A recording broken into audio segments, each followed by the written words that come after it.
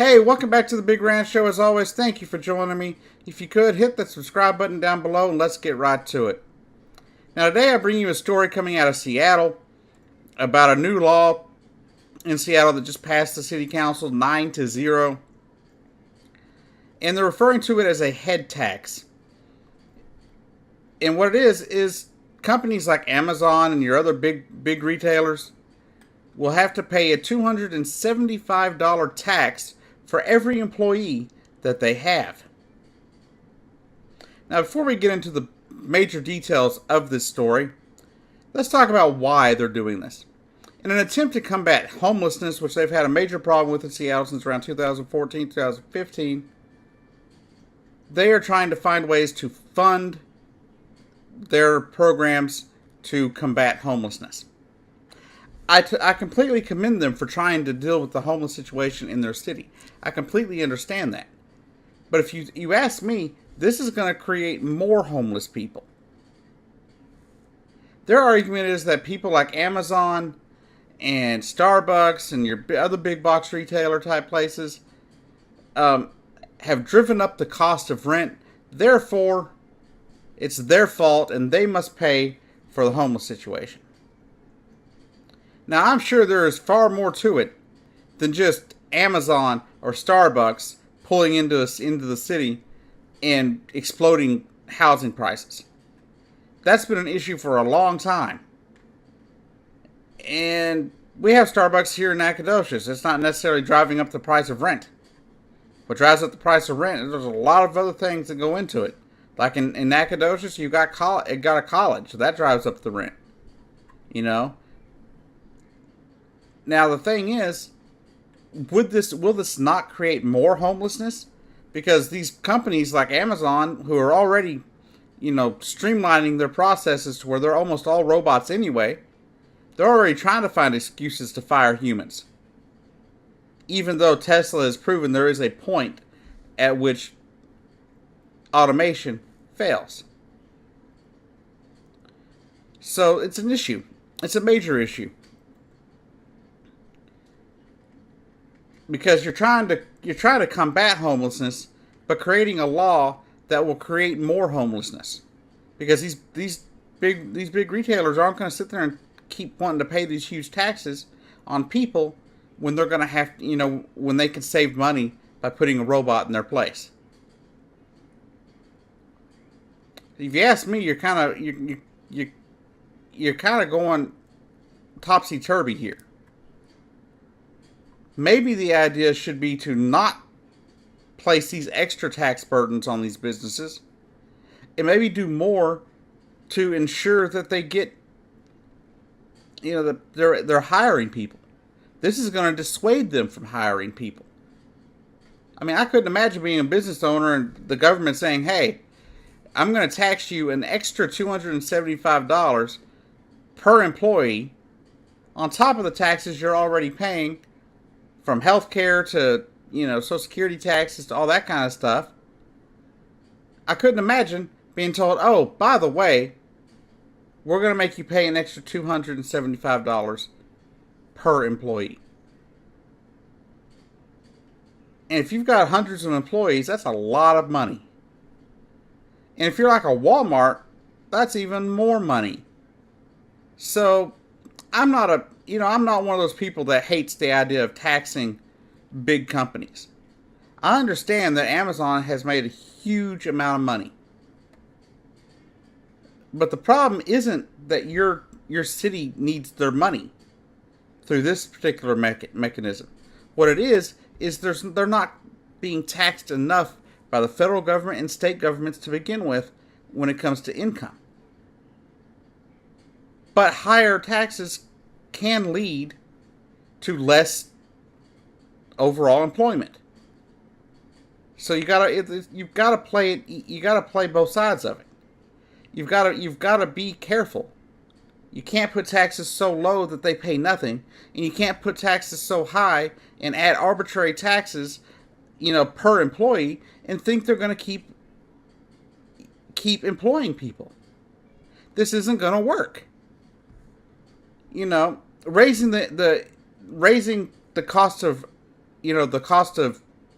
minimum wage, that's one thing. If you do it over time, it kind of negates the inflation effects.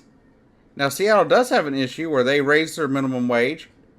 And have you thought that maybe we need to look back at how you implemented your $15 a hour raise or your $15 an hour minimum wage, and how that may have also affected rent?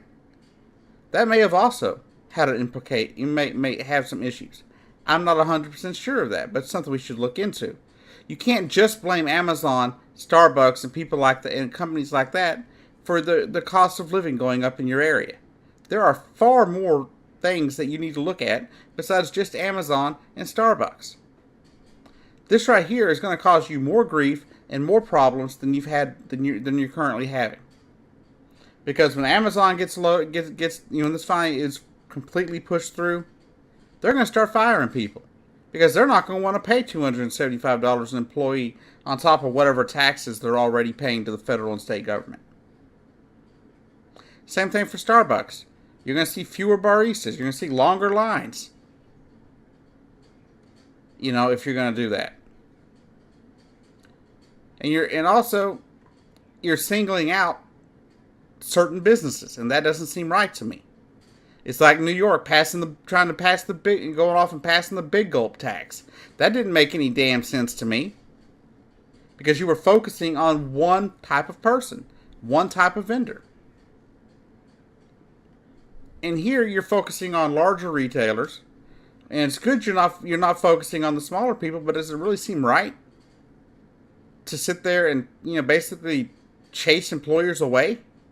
That's what you're going to do in Seattle. I don't think Amazon's going to keep employing people there. I don't think businesses that are affected by this will continue to employ people at this tax. What's insane is this tax was originally proposed at $500 a head per employee. $500 per employee. Now, I don't have all the details really on this, but it doesn't seem like a great idea. It doesn't seem like a solution for your homeless situation. Maybe I'm wrong, but that's not what it looks like to me. It doesn't look like a great solution for your problem. It looks like it's going to create more people not being able to afford homes, or any kind of home for that matter. At the end of the day, what you're going to need to do is find ways to employ more people, and convincing companies to employ more people where you're going to tax them every time they hire a new employee as opposed to just the income they make. I think you're going to be detrimental to your cause. Sure, you're going to make some money for a while. And sure, this law is only in effect for 5 years. And then they have to re-vote on it based on what happens between now and then. If you ask me, this is a terrible mistake. It's going to drive up homelessness. It's going to drive up, the cost of things in your city. And fewer people are going to be able to afford things in your area, let alone rent. Food will go up, things like that. Now, maybe I'm wrong. Maybe I'm dead wrong here. And I hope I am. But I really don't believe that this is going to work. I think this is a terrible idea by the city of Seattle. I think it will be a dismal failure. And I think it'll end up hurting more people than it helps. Heck, they haven't even decided yet exactly how they're going to disperse this money into which programs. So I'm not one to sit here and hate on taxes. But when you're specifically using taxes to hurt businesses, not just to help your city or help your country or your state, but you're using taxes to hurt a business, it doesn't seem proper. That's just my opinion. Anyhow, thanks for watching. Those of you that have been watching for a long time, thank you. I would really love to see my subscribers be able to see more of my videos. I'm not exactly sure how to get more of my videos out to my subscribers. I have 146 subscribers, and none of them get the videos hardly. I have a video I did yesterday. It got 20 views, the most views I've had in 2 weeks. And so I thank the people that are watching. Please like, subscribe, share. If you see my Twitter link on Twitter, please retweet and hit that little bell. Because if you don't hit that little bell, you're not going to get notifications from the Big Rand Show because YouTube is stupid. Anyhow, y'all have a great day. I'll see you down the road. This has been the Big Rand Show, and I'm your host, Jacob Keck.